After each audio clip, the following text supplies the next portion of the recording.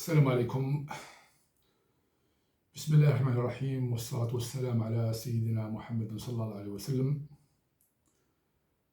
En continuité de mes vidéos sur les finances, fiscalité et droit de l'entreprise,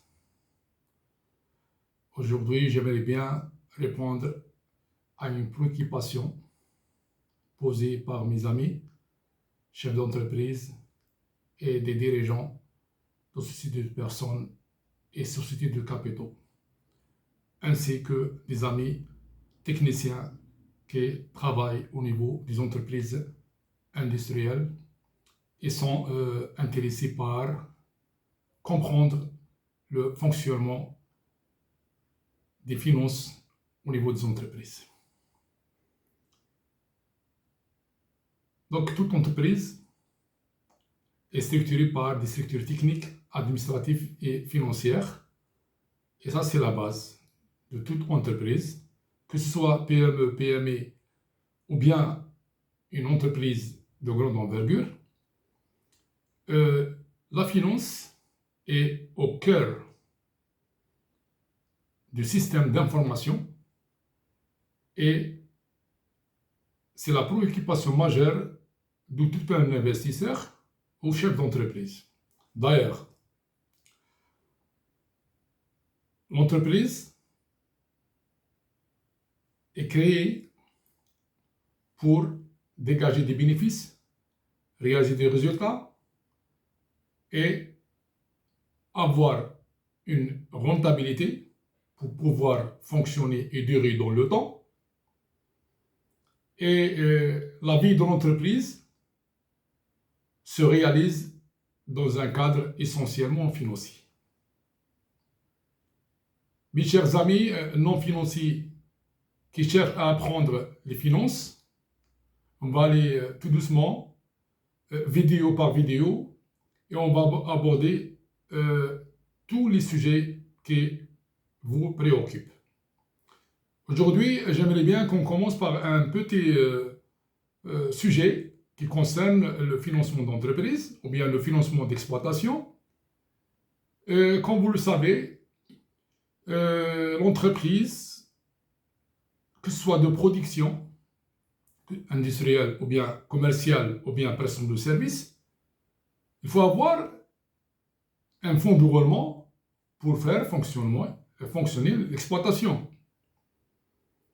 Ce fonds de roulement, comme vous le savez, nous avons un bilan qui a des ressources et il y a des emplois.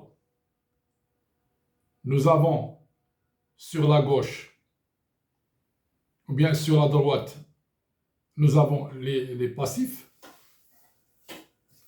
Et sur la gauche, nous avons les actifs. Les passifs s'appellent les ressources et les actifs s'appellent les emplois.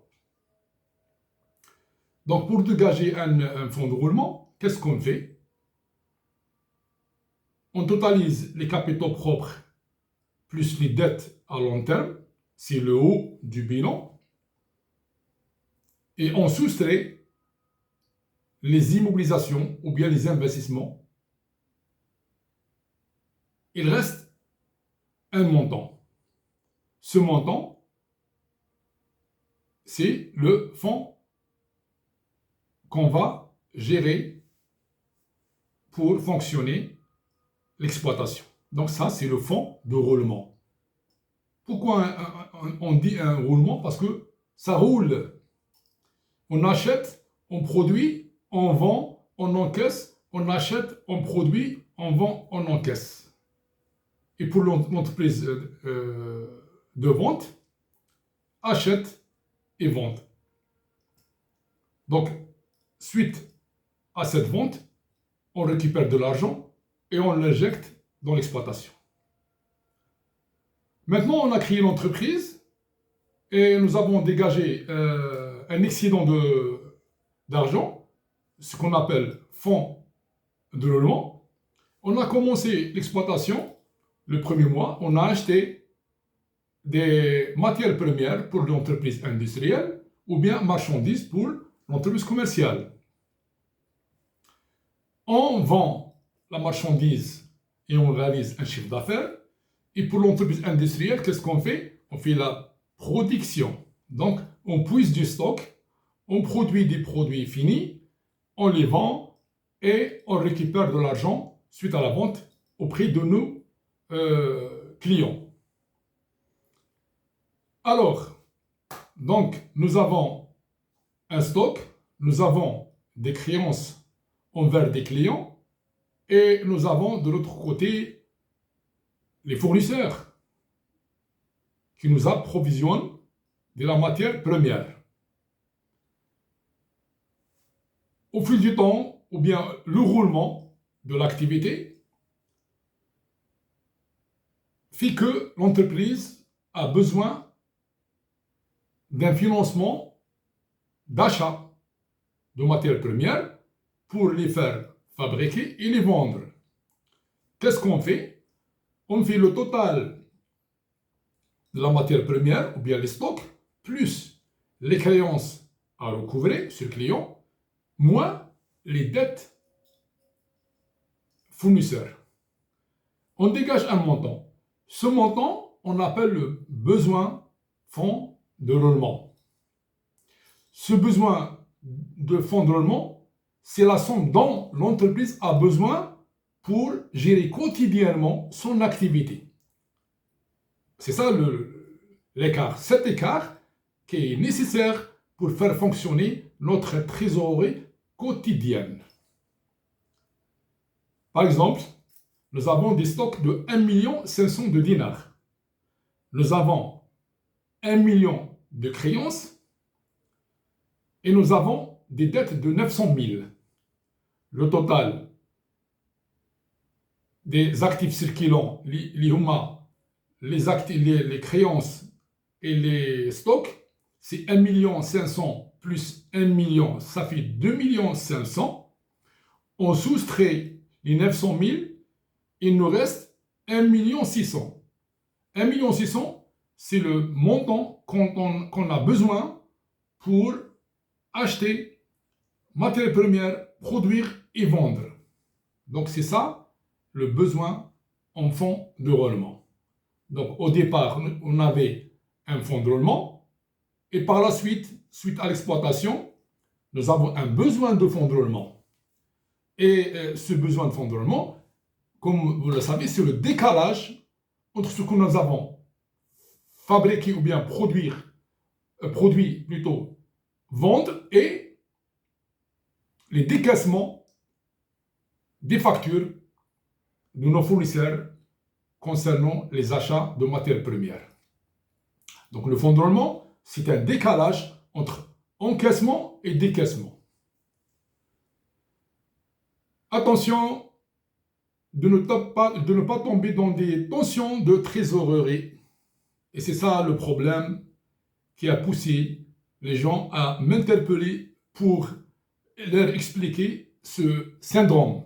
C'est un vrai syndrome, mais il faut être à jour dans votre suivi des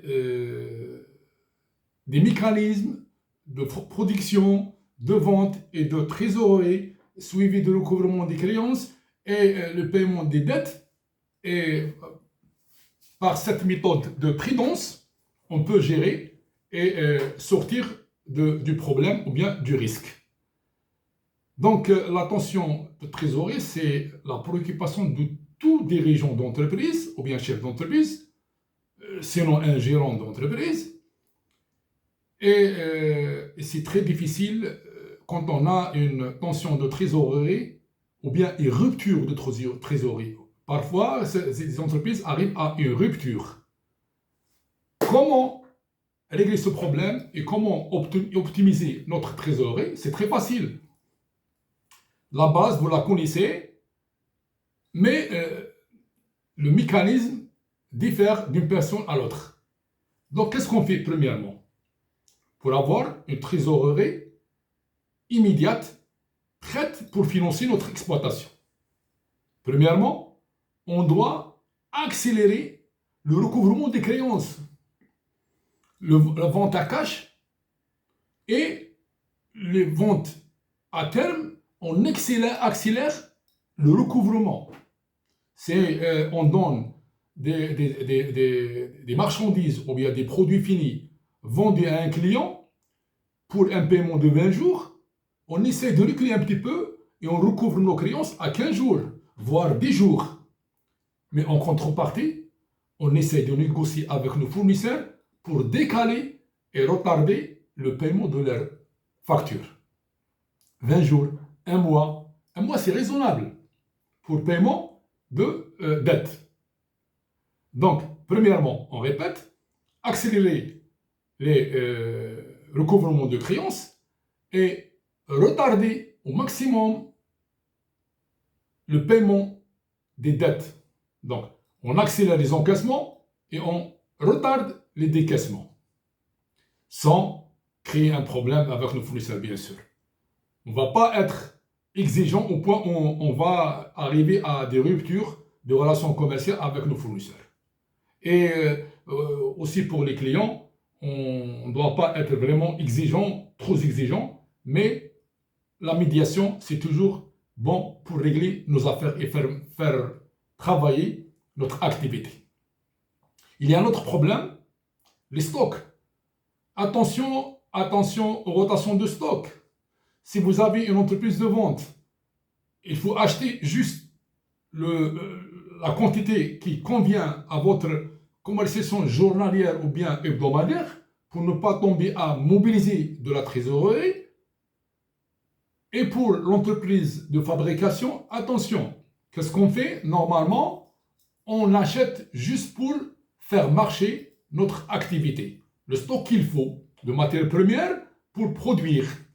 Donc, on essaye de tourner autour de stock zéro. Pas zéro, mais il y a un stock de sécurité, bien sûr. Mais, qu'est-ce qu'on fait?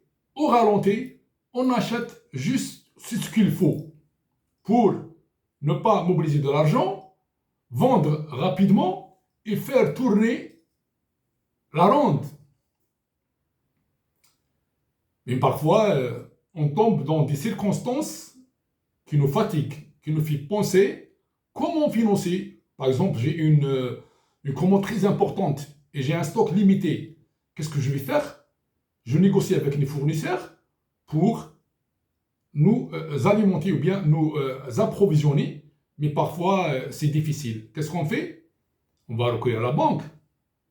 Donc, avec la banque, on négocie une petite ligne de crédit à découvert pour financer les achats, mais il faut vendre rapidement pour faire rembourser et ne pas avoir beaucoup de frais de banque qui s'ajoutent au coût et ça pèse sur notre rentabilité.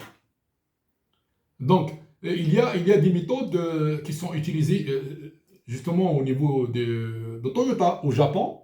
Il y a une méthode qui s'appelle JAT. Juste à temps. Juste à temps, c'est quoi? C'est une méthode qui a été utilisée au niveau de Toyota. On achète ce qu'il faut pour produire et vendre. Pas de stockage, pas d'entreposage, pas de frais d'emmagasinage et pas de perte. Il y a aussi une méthode japonaise aussi, c'est une méthode Kaizen. Kaizen, c'est l'amélioration continue.